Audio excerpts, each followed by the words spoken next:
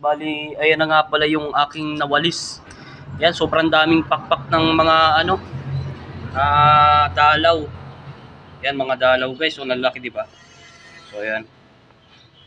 Nalaki nila. Kasama na dyan yung mga dahon na maliliit. Ayan, o. Yung dahon na maliliit. Tapos, ayan. Yung iba buhay pa, pero wala ng pakpak. So, ayan. Pasensya na kayo guys. Kailangan ko magwalis dito sa harapan ng kasi para maganda naman yung maliwalas naman dito yung harapan ng school. Mga guys, bali yung iba wala na silang pakpak. So ayan, pasensya na kayo. So ayan. Kaya pala kanina dito mga guys is may mga ibon dito. Ayan, may mga ibon dito kasi ayan, may puno kasi dyan sa harapan. Ayan guys. Yan yung puno niya sa harapan. Kaya siguro may mga ibon dito kanina kasi kinakain nila ito. Yung mga